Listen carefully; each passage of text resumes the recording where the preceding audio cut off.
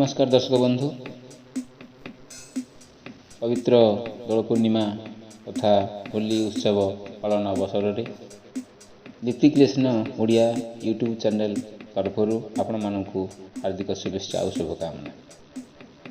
होली पालतु, सुरक्षित रुहतु। दर्शक बंधु, आज एक नुआ प्रसंग उपरे आलोचना करिबा। प्रसंगटी आम पई अति गुरुत्वपूर्ण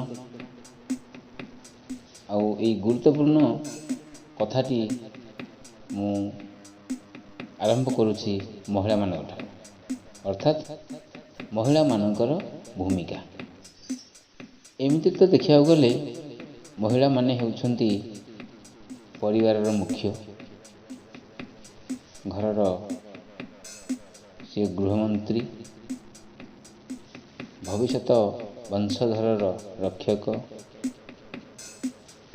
पालन कर्ती पालन दायित्व ता पाखे रही थाए।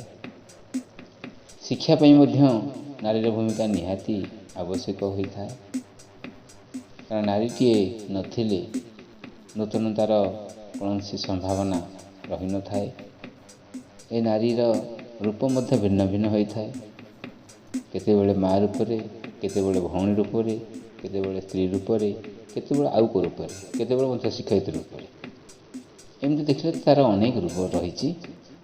तेणु समाज पाई, परिवार पाई, देश पाई, विशेषकर भविष्यत वंशधर मानकर लालन पालन पाई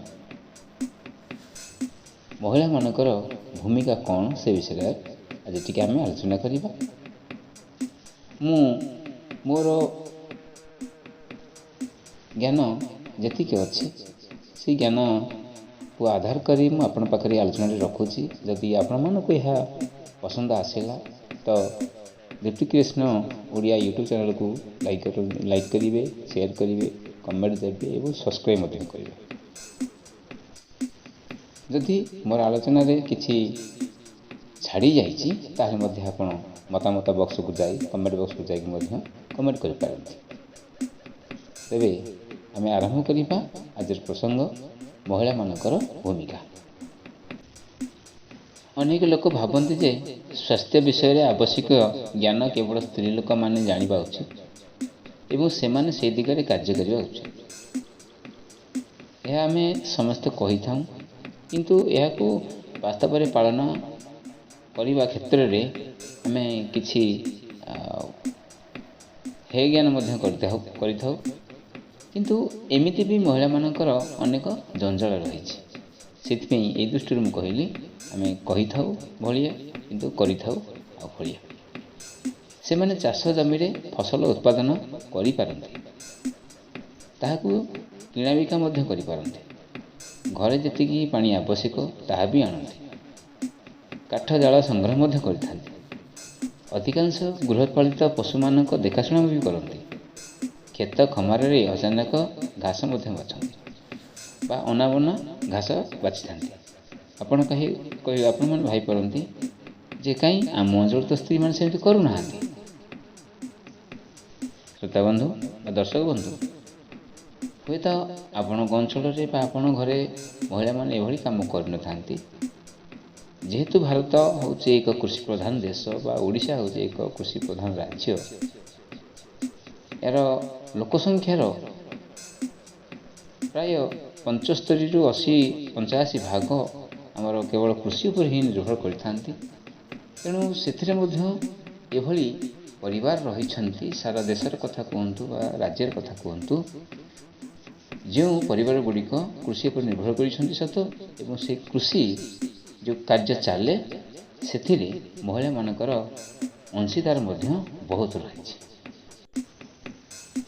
वर्तमान समय आसी जे सबु देशर पुरुष माने स्त्री मानक सहित सबुठारु कष्टकर एवं गुरुत्वपूर्ण कार्य जेपरिक पिला मानकर दायित्व तथा स्वास्थ्य सुरक्षित रखिबारे सहयोग करिया उचित, जद्वारा निजर तथा परिवारर मंगल होई परिबो। यह होउछि जोगाजोगर एक बड़ आह्वान। दर्शक बंधु, महिला मानकर भूमिका विषय रे आलोचना କରିବା ସମୟରେ ଆମକୁ ଏଇ 10ଟି ତଥ୍ୟ ଉପରେ ନିହାତି ଧ୍ୟାନ ରଖିବା ଉଚିତ। ସେଇ 10ଟି ତଥ୍ୟ ମୁଁ ଆପଣଙ୍କ ପାଖରେ ଆଲୋଚନା କରୁଛି। ଆପଣମାନେ ଧ୍ୟାନ ସହକାରେ ଏହାକୁ ଟିକେ ହୃଦୟଙ୍ଗମ କରିବେ ଏବଂ ଏହା ଉପରେ ନିଶ୍ଚିତ ମତାମତ ରଖିବେ। ଜୀବନ ସମ୍ପର୍କୀୟ ଜ୍ଞାତବ ତଥ୍ୟ ମଧ୍ୟରୁ ଯେଉଁ 10ଟି ବାର୍ତ୍ତା ଆମ ପାଇଁ ନିହାତି ଦରକାର ବା ମହିଳାମାନଙ୍କ ପାଇଁ ନିହାତି ଦରକାର, ସେ ତଥ୍ୟ ଗୁଡ଼ିକ ମଧ୍ୟରେ ପ୍ରଥମଟି ହେଉଛି 2ଟି ଛୁଆଙ୍କ ଜନ୍ମ ଭିତରେ ବ୍ୟବଧାନ ଅନ୍ତତଃ 2 ବର୍ଷ ରହିବା ଦରକାର। 18 ବର୍ଷ ପୂର୍ବରୁ ଗର୍ଭଧାରଣକୁ ବନ୍ଦ କରିବା ଏବଂ ଗର୍ଭଧାରଣର ମୋଟ ସଂଖ୍ୟାକୁ 2 ଭିତରେ ସୀମିତ ରଖିପାରିଲେ ଉଭୟ ମା ଆଉ ଛୁଆଙ୍କ ସ୍ୱାସ୍ଥ୍ୟରେ ଯଥେଷ୍ଟ ଉନ୍ନତି ହେବ। ଇଏ ହେଉଛି ଆମର ପ୍ରଥମ ତଥ୍ୟ ବା ପ୍ରଥମ ବାର୍ତ୍ତା। ଦ୍ୱିତୀୟ ବାର୍ତ୍ତାଟି ହେଉଛି ଗର୍ଭଧାରଣ ଜନିତ ବିପଦକୁ କମାଇବାକୁ ହେଲେ ସବୁ ଗର୍ଭବତୀ ମହିଳା ଗର୍ଭସ୍ଥ ଶିଶୁର ଯତ୍ନ ପାଇଁ ସ୍ୱାସ୍ଥ୍ୟକର୍ମୀଙ୍କର ସାହାଯ୍ୟ ନିହାତି ନେବା ଦରକାର ଏବଂ ପ୍ରସବ ସମୟରେ ଜଣେ ତାଲିମପ୍ରାପ୍ତ ସ୍ୱାସ୍ଥ୍ୟକର୍ମୀଙ୍କ ସହଯୋଗ ଲୋଡ଼ିବା ଆବଶ୍ୟକ। ବେଳେବେଳେ ଆମେ ଗାଁରେ ଥିବା ଧାଈମାନଙ୍କର ସାହାଯ୍ୟ ନେଇଥାଉ ବା ସହଯୋଗ ନେଇଥାଉ, ଯଦି ବା ଏହା ଆଗରୁ ଆମ ସମାଜରେ ଚଳି ଆସିଥିଲା। ଏହା ଫଳରେ ବେଳେବେଳେ ମା ଆଉ ଶିଶୁଙ୍କ ପ୍ରତି ମଧ୍ୟ ବହୁତ ବିପଦ ହୋଇଥାଏ। ସେଥିପାଇଁ ଆମକୁ ତାଲିମପ୍ରାପ୍ତ ସ୍ୱାସ୍ଥ୍ୟକର୍ମୀଙ୍କ ସହଯୋଗ ନେବା ଦରକାର। ବାର୍ତ୍ତା 3 ହେଉଛି ଶିଶୁ ଜନ୍ମର ପ୍ରଥମ କେତୋଟି ମାସ ପର୍ଯ୍ୟନ୍ତ କେବଳ ମା କ୍ଷୀର ହିଁ ହେଉଛି ପିଲା ପାଇଁ ସବୁଠାରୁ ଭଲ ଆହାର।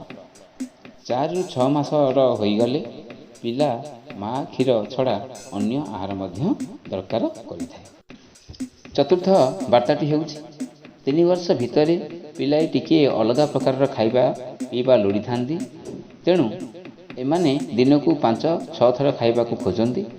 ପରିବା ସିଝା ସହିତ ଅଳ୍ପ ତୈଳ ଜାତୀୟ ଜିନିଷ ସେମାନଙ୍କ ଆହାରରେ ଯଦି ଆମେ ଯୋଗ କରିଦେଇପାରିବା, ତାହେଲେ ପିଲାଟି ମା କ୍ଷୀର ଖାଇବା ସହିତ ବାହାର ଖାଦ୍ୟ ଖାଇବା ଦ୍ୱାରା ତା'ର ସ୍ୱାସ୍ଥ୍ୟରେ ଉନ୍ନତି ହୋଇଥାଏ ଏବଂ ଚଞ୍ଚଳତା ମଧ୍ୟ ବଢ଼ିଥାଏ। ତରଳ ଝାଡ଼ାରେ ପିଲା ଦେହରୁ ବହୁତ ଜଳୀୟ ଅଂଶ ବାହାରିଯାଏ ଏବଂ ଏଥିପାଇଁ ତା'ର ମୃତ୍ୟୁ ମଧ୍ୟ ହୋଇଯାଇପାରେ। ତେଣୁ ଏହି ସମୟରେ ତା ଦେହରୁ ଯେଉଁ ଜଳୀୟ ଅଂଶ ବା ଜଳୀୟ ପଦାର୍ଥ ବାହାରିଗଲା, ତାହାକୁ କୌଣସି ମତେ ପାନୀୟ ରୂପେ ଭରଣା କରିବାକୁ ହେବ।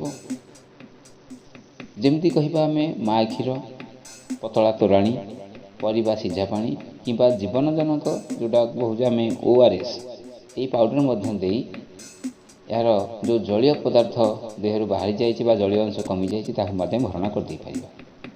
ଅବସ୍ଥା ଯଦି ବେଶୀ ଖରାପ ହୁଏ ତେବେ ସାଙ୍ଗେ ସାଙ୍ଗେ ସ୍ୱାସ୍ଥ୍ୟକର୍ମୀଙ୍କ ସହିତ ପରାମର୍ଶ କରିବା ଉଚିତ। ଏହି ଅବସ୍ଥାରେ ତା ପାଇଁ ବିଶେଷ ଧରଣର ପାନୀୟ ଯେଉଁଟା କହିଲି ମୁଁ ORS, ୟାକୁ ମଧ୍ୟ ଆମେ ଲୋଡ଼ିପାରିବା ବା ଲୋଡ଼ା ହୋଇଥାଏ।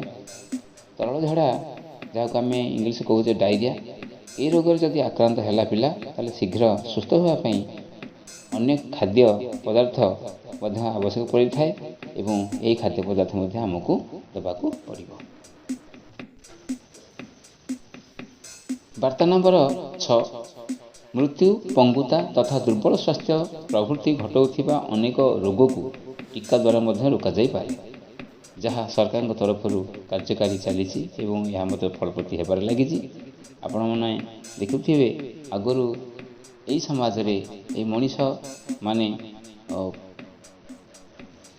ଦୁରାରୋଗ୍ୟ ବ୍ୟାଧି ଯାହାକୁ କୁହାଯାଏ କୁଷ୍ଠ ହେଉ, ଏହି ରୋଗ ଆଉ ନାହିଁ।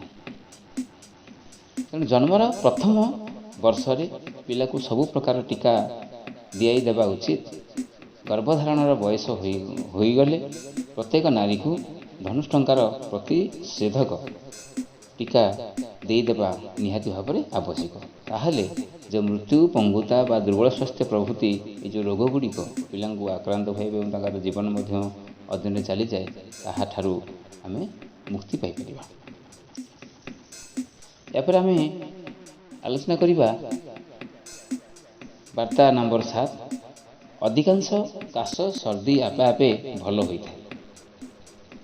କାଶୁଥିବା ପିଲା ଯଦି ସାଧାରଣ ଅପେକ୍ଷା ଅଧିକ ବେଗରେ ନିଶ୍ୱାସ ନିଏ, ତେବେ ଧରି ନେବାକୁ ହେବ ଯେ ପିଲାଟି ଅତି ଗୁରୁତର ଭାବରେ ଅସୁସ୍ଥ ହୋଇଛି।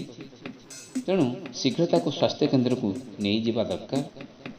କାଶ ସର୍ଦ୍ଦି ହୋଇଥିବା ପିଲାକୁ ଖୁଆଇବା ଏବଂ ଯଥେଷ୍ଟ ପିଇବାକୁ ଦେବା। ଯଦି କାଶ ସର୍ଦ୍ଦି ହୋଇଥାଏ ତେବେ ପିଲାଟିକୁ ଖୁଆଇବା ଏବଂ ଯଥେଷ୍ଟ ପିଇବାକୁ ମଧ୍ୟ ଦେବା। ବାର୍ତ୍ତା ନମ୍ବର 8, ପାଟି ବାଟେ ଜୀବାଣୁ ଦେହ ଭିତରକୁ ଯିବାରୁ ଅଧିକାଂଶ ରୋଗ ହୋଇଥାଏ। ଏଣୁ ଏଇ କେତୋଟି ଯଦି ଆମେ କଥା ମାନିବା ତାହେଲେ ମଧ୍ୟ ପାଟି ବାଟେ ଜୀବାଣୁ ଯାଇ ଯେଉଁ ଦେହ ଭିତରେ ପ୍ରବେଶ କରି ରୋଗ ସୃଷ୍ଟି କରନ୍ତି ସେଥିରୁ ମଧ୍ୟ ଆମେ ରକ୍ଷା ପାଇପାରିବା। ସେଗୁଡ଼ିକ ହେଉଛି କ'ଣ? ନିୟମିତ ପାଇଖାନାରେ ଝାଡ଼ା ବସିବା, ଅର୍ଥାତ୍ ବାହାରେ ଏଣେ ତେଣେ ଆମେ ମଳତ୍ୟାଗ କରିବା ନାହିଁ। ଦ୍ୱିତୀୟ କଥାଟି ହେଉଛି ଝାଡ଼ା ବସି ସାରିବା ପରେ ଏବଂ ଖାଇବା ପୂର୍ବରୁ ସାବୁନରେ ହାତଟି ଭଲ ଭାବରେ ଧୋଇବା। ଏବଂ ହାତ ଧୋଇବାଟା କିଭଳି ଧୋଇବା ନା ଯେଉଁଠି ପାଣିଟି ବୋହି ଯାଉଥିବ ତଳକୁ, ଅର୍ଥାତ୍ ଟ୍ୟାପ୍ ପାଣିରେ ଧୋଇବା।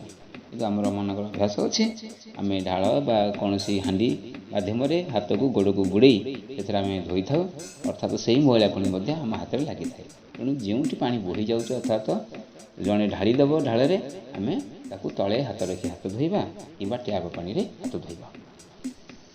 ତୃତୀୟ କଥା ହେଉଛି ଖାଦ୍ୟ ଓ ପାନୀୟକୁ ପରିଷ୍କାର ରଖିବା, ଅର୍ଥାତ୍ ପରିଷ୍କାର ପାତ୍ରରେ ରନ୍ଧା ଖାଦ୍ୟକୁ ରଖିବା ଏବଂ ପରିଷ୍କାର ପାତ୍ରରେ ଆମେ ଖାଦ୍ୟ ଖାଇବା।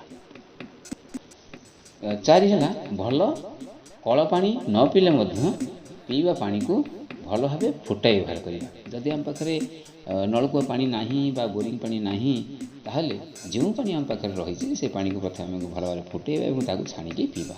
ତାହେଲେ ପାଟି ବାଟେ ଯେଉଁ ଜୀବାଣୁ ପ୍ରବେଶ କରିକି ଆମକୁ ରୋଗ ହେଉଛି ବା ପିଲାମାନଙ୍କୁ ରୋଗ ହେଉଛି ସେ ରୋଗଠାରୁ ଆମେ ମୁକ୍ତ ପାଇପାରିବା। ବାର୍ତ୍ତା ନମ୍ବର 9, ବିମାରୀ ଲାଗି ରହିଲେ ପିଲା ଭଲ ଭାବେ ବଢ଼ିପାରି ନଥାଏ। ତେଣୁ ବିମାରୀରୁ ଉଠିଲେ ପିଲା କିଛି ଦିନ ପାଇଁ ଅଧିକ ଖାଦ୍ୟ ଆବଶ୍ୟକ କରିଥାଏ। ତେଣୁ ଏହି ସମୟରେ ଆମେ ତାହାକୁ ଆବଶ୍ୟକ ପରିମାଣ ଖାଦ୍ୟ ଦେବା ଉଚିତ। ଏହାଦ୍ୱାରା ତା ଦେହରେ ହୋଇଥିବା କ୍ଷତିର ଭରଣା ହୋଇଯାଏ। ତେଣୁ ପିଲାଟି ଆଉ ସେତେ ଦୁର୍ବଳ ହେବ ନାହିଁ, ତା'ର ଚାଲିବା ବୁଲିବା ପାଠ ପଢ଼ିବାରେ କୌଣସି ବାଧା ସୃଷ୍ଟି ହେବ ନାହିଁ। ଏବଂ 10 ନମ୍ବର ବାର୍ତ୍ତାଟି ହେଉଛି 6 ମାସରୁ 3 ବର୍ଷ ବୟସର ପିଲାଙ୍କୁ ପ୍ରତି ମାସରେ ଥରେ ଓଜନ କରାଇ ନେବା ଦରକାର, କାରଣ ତା'ର ବୟସ ଅନୁଯାୟୀ ତା'ର ଓଜନ ଠିକ୍ ରହିଛି କି ନାହିଁ। ଯଦି ବୟସ ତୁଳନାରେ ତା'ର ଓଜନ କମି ଆସୁଛି ସେହି ଅନୁଯାୟୀ ମଧ୍ୟ ତା'ର ମାନସିକ ସ୍ଥିତି ବା ମାନସିକ ଭାରସାମ୍ୟ ହରାଇ ବସିବ। ତା'ର ଯେତିକି ଜ୍ଞାନ ଷ୍ଟୋର ହୋଇକି ରହିବା କଥା ମୁଣ୍ଡରେ, ଯେତିକି ଜ୍ଞାନ ସେ ଆହରଣ କରିବା କଥା ସେତିକି ଜ୍ଞାନ ଆହରଣ କରିପାରିବନି, ଯାହାଫଳରେ ସେ ଭବିଷ୍ୟତରେ ଏକ ସୁନାଗରିକ ବା ଭଲ ନାଗରିକ ହୋଇପାରିବନି। କାରଣ ଆଜିର ଶିଶୁ କାଲିର ନାଗରିକ। ଯଦି ଆଜିର ଶିଶୁ ଦୁର୍ବଳ ହୋଇଗଲା ତାହେଲେ ଭବିଷ୍ୟତ ନାଗରିକରେ ମଧ୍ୟ ତା'ର ଦକ୍ଷତାରେ ମଧ୍ୟ କମ୍ ଆସିପାରେ। ତେଣୁକରି ଆମକୁ ଏଇ 6 ମାସରୁ 3 ବର୍ଷ ମଧ୍ୟରେ ପିଲାମାନଙ୍କୁ ପ୍ରତି ମାସରେ ଥରେ ଆମେ ଓଜନ କରି ନେବା ଦରକାର। 2 ମାସ ଧରି ଯଦି ଓଜନ ବଢ଼ୁନଥିବାର ଯଦି ଆମେ ଦେଖିଲେ ତେବେ ବୁଝି ନେବାକୁ ହେବ ଯେ ତା'ର କେଉଁଠି ନା କେଉଁଠି କ'ଣ ଅସୁବିଧା ହେଇଛି, ତାହାକୁ ଆମେ ଟିକେ ଡାକ୍ତରଙ୍କ ପରାମର୍ଶ ନେଇ ଜାଣିବା ଦରକାର। ଏବଂ ଯଦି ସେମିତି କିଛି ଅଭାବ ପରିଲକ୍ଷିତ ହେଲା ତାହେଲେ ଯଥାଶୀଘ୍ର ସେ ପିଲାଟିର ସେଇ ଯତ୍ନ ନେବା ଦରକାର ଏବଂ ତା'ର ସେଇ କ୍ଷତିଟାକୁ ଭରଣ କରିଦେବା ଫଳରେ ଆମ ଦେଶ ପାଇଁ ସେ ଏକ ସୁନାଗରିକ ହୋଇ ଆସିବ ବା ସୁସ୍ଥବାନ ନାଗରିକଟେ ଯଦି ହେଇ ସମାଜରେ ସେ ରହିଲା ତାହେଲେ ଦେଶ ପାଇଁ ମଧ୍ୟ ସେ କାମ କରିପାରିବ। ତେଣୁ ପିଲାଙ୍କ ସ୍ୱାସ୍ଥ୍ୟଟିକୁ ଯଦି ଆମେ ଠିକ୍ ଭାବରେ ଦେଖିବା ତାହେଲେ ପିଲାଟି ଜଣେ ସୁସ୍ଥ ନାଗରିକ ହୋଇକି ବଢ଼ିବ ଏବଂ ସୁସ୍ଥ ନାଗରିକଟିଏ ସୁସ୍ଥ ଚିନ୍ତନ ମଧ୍ୟ ରଖିବ, ସୁସ୍ଥ ଭାବନା ରଖିବ, ଯାହାଫଳରେ ସେ ସମାଜ ପାଇଁ ଏକ ଉପାଦେୟ ବ୍ୟକ୍ତିତ୍ୱ ମଧ୍ୟ ହୋଇପାରିବ। ତେଣୁ କଥାରେ ଅଛି ମା ଯଦି ପାଠୋଇ ଦେଶ ଯିବ ଆଗୋଇ। ତେଣୁ ମାଟି ଯଦି ପାଠୋଇ ହେଇଛି, ମା ଯଦି ଶିଖିବାର ହେଇଛି, ମା ଯଦି କର୍ମ କରିବାରେ ନିପୁଣ ରହିଛି ତାହେଲେ ପିଲାଟି ନିଶ୍ଚିତ ଭାବରେ ତା'ଠାରୁ ଏହି ପ୍ରତିଫଳନ ପାଇବ ଏବଂ ମା ଯେତେ ଚାହିଁବ ପିଲାକୁ ଆଗେଇବା ପାଇଁ ପିଲାଟି ସେତିକି ଶିଖିବ। ପିଲାଟି ସେତିକି ଶିଖିଲେ ସେ ଦେଶ ଗଠନ ମଧ୍ୟ ସହଜ କରିବ। ତାହେଲେ ଦର୍ଶକ ବନ୍ଧୁ, ଶ୍ରୋତା ବନ୍ଧୁ, ଆପଣମାନେ ଆଜିର ଏହି ସର୍ଟକଟ୍ରେ ବା କମ୍ ସମୟ ଭିତରେ ଯେଉଁ ଆଲୋଚନାଟି ଆମେ ରଖିଲେ ସେହି ଆଲୋଚନା ଗୁଡ଼ିକ ଆପଣମାନେ ଧ୍ୟାନ ସହକାରେ ଶୁଣିଛନ୍ତି ଅବା ଦେଖିଛନ୍ତି। ଏହି ଆଲୋଚନା ଉପରେ ଯେଉଁ 10ଟି ବାର୍ତ୍ତା ଉପରେ ମୁଁ ଆଲୋଚନା କରିଛି ଅତି ସଂକ୍ଷିପ୍ତ ଭାବରେ, ଯଦି ଏଥିରେ କିଛି ତ୍ରୁଟି ରହିଛି ତାହେଲେ ଆପଣମାନେ କମେଣ୍ଟସ୍ ବକ୍ସରେ ଲେଖନ୍ତୁ। ଯଦି ଏହାକୁ ଭଲ ଲାଗିଛି ତାହା ମଧ୍ୟ ଆପଣ କମେଣ୍ଟ ବକ୍ସରେ ଲେଖନ୍ତୁ। ଆଉ ଆଶା ରଖିବି ଏବଂ ଅନୁରୋଧ କରିବି ଯେତିକି ରେଶମୀ ଓଡ଼ିଆକୁ ଆପଣମାନେ ବହୁ ମାତ୍ରାରେ ସବସ୍କ୍ରାଇବ୍ କରନ୍ତୁ, ଲାଇକ୍ କରନ୍ତୁ, କମେଣ୍ଟ ଦିଅନ୍ତୁ ଓ ସେୟାର କରନ୍ତୁ। ଜୟ ଜଗନ୍ନାଥ।